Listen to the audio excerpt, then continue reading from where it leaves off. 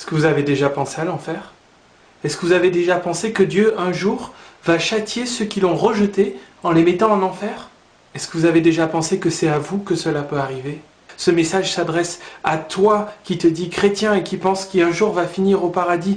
Est-ce que tu as déjà pensé qu'il est possible qu'un jour tu finisses en enfer, que tu finisses en enfer parce que malheureusement tu as écouté la prédication d'un prédicateur ou d'un pasteur qui t'a menti, qui t'a dit crois au Seigneur Jésus et tu seras sauvé, qui t'a dit que tu pouvais juste croire et vivre le reste de ta vie comme tu le souhaitais et que grâce à cette croyance tu irais au paradis. As-tu déjà pensé que c'est faux?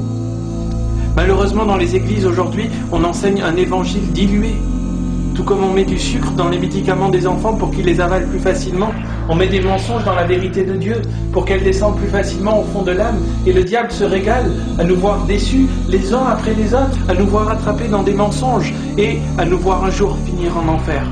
As-tu déjà pensé qu'il est possible que tu finisses en enfer si tu te lèves le matin et que ton désir n'est pas de servir le Seigneur, si tu peux regarder des films toute la journée où le nom de Dieu est blasphémé?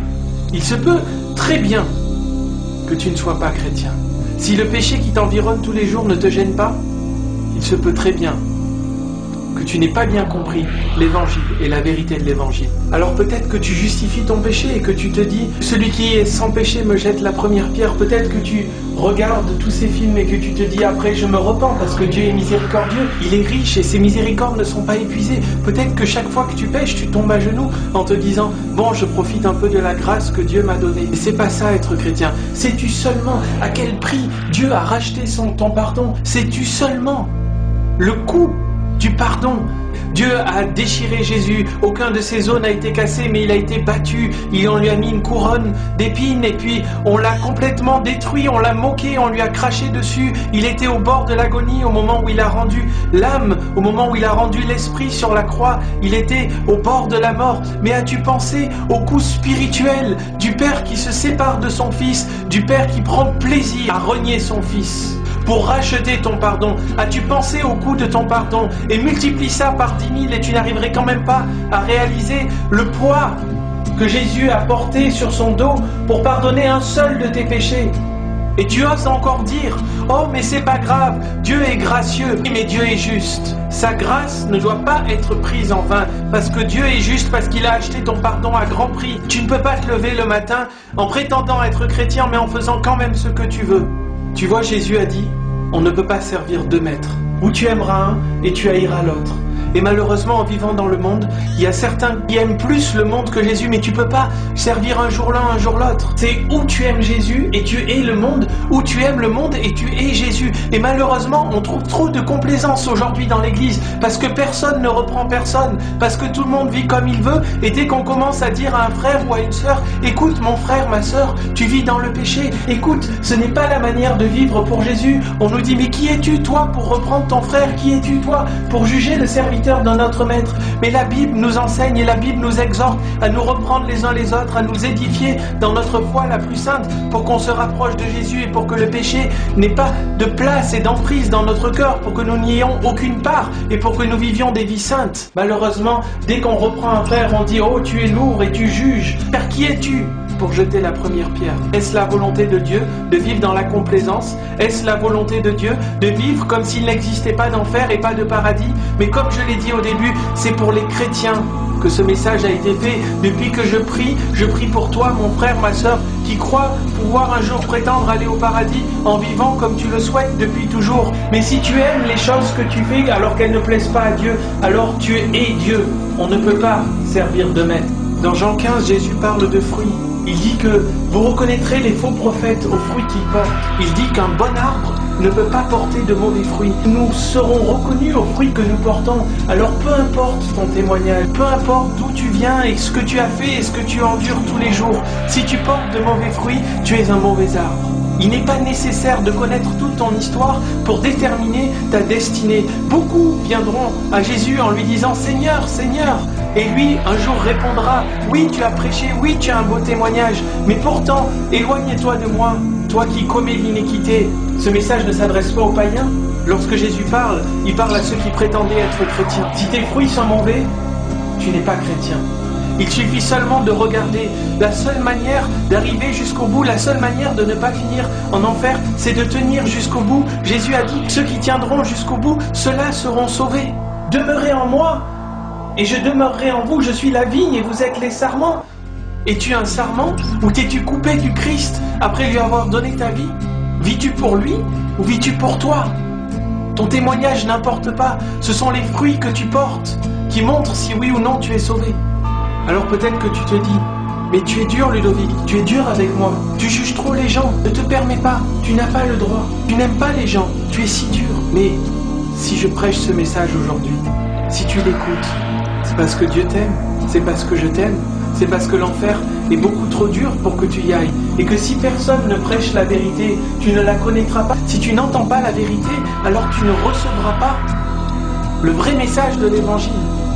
Et tu périras en enfer. Et si je t'aime, la moindre des choses, c'est que je te partage ce message où il faut dire que si tu vis dans le péché constamment, alors tu n'entendras pas la voix de Dieu qui te dit « Viens à moi et vis pour moi ».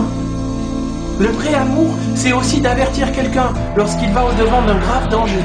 Et tu penses peut-être que tu peux continuer à pécher continuellement, en te repentant ponctuellement, sans que cette repentance ne soit biblique, et qu'on peut continuer à dire que tu es chrétien et que tu peux continuer à espérer un jour accéder au paradis. Mais le peuple de religieux que forment les gens comme ça ont déjà prié une prière à l'Éternel.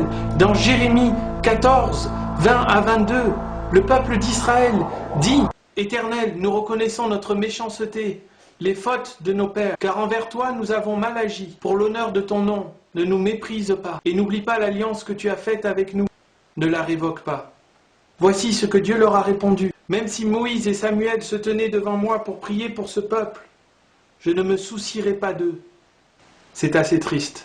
Plus tard, l'Éternel dit, « Car voici ce que déclare l'Éternel. Tu ne dois pas entrer dans une maison endeuillée. » L'Éternel leur dit, « Tu n'iras même pas à leurs funérailles quand ils seront morts. » L'Éternel a éloigné son pardon, sa grâce et sa miséricorde. Parce qu'en plus d'être miséricordieux, Dieu est aussi juste. Alors peut-être tu dis, « Ah, ce soir on regarde un film avec des blasphèmes sur le nom de Dieu, un film avec de la fornication tout au long du film. » Et tu te dis, « Ah, c'est pas grave, je suis libre. » Libre de quoi? Libre de qui? Libre de faire tout ce que tu veux pour faire pleurer le Christ encore plus? Libre de déshonorer le nom de ton Dieu? Libre de vivre pour le diable? Mais la Bible dit que Christ est mort une fois pour le péché. Libre de quoi? Un jour, un frère qui était en train de mourir regarde son frère de son lit d'hôpital et lui dit « Pourquoi vas-tu t'en dédaigner ?» Le frère interloqué lui répond « Mais de quoi parles-tu » Il dit « Pourquoi ne m'as pas-tu parlé de la réalité de l'enfer? Pourquoi as-tu tant méprisé mon âme? Mais je t'ai parlé, j'ai prié avec toi, je t'ai donné des livres chrétiens, mais sachant que j'allais en enfer pour l'éternité, j'aurais espéré que tu te démènes plus pour m'éviter ce tourment éternel. L'enfer, c'est ça, l'éternité, le temps s'arrête. Dans 1 million d'années, c'est comme si le temps n'avait pas passé et tu es toujours là où tu étais. L'enfer, c'est un tourment éternel. Est-ce que ça ne vaut pas la peine qu'aujourd'hui, alors que tu sais que Jésus revient bientôt, est-ce que ça ne vaut pas la peine qu'aujourd'hui tu te démènes pour essayer de ramener une âme, peut-être la tienne en premier? Est-ce que ça ne vaut pas la peine que tu te rapproches de Jésus? Il faut vivre pour Jésus, il revient bientôt. Il vaut mieux faire ce choix pendant que tu es vivant. Tu ne pourras pas le faire après ta mort. Peut-être que tu te dis, oui, mais si je fais ce choix de vivre inconditionnellement pour Jésus, alors les gens vont me prendre pour un fou. Jésus a dit, il vaut mieux craindre celui qui a la possibilité de t'envoyer pour l'éternité en enfer, que de craindre ceux qui ne peuvent rien faire à ton âme. Peut-être vous vous dites, ah, super message à partager sur Internet avec les amis non chrétiens. Super message à partager avec mes collègues. Super message. Ce message s'adresse à toi. Toi qui te lèves le dimanche matin.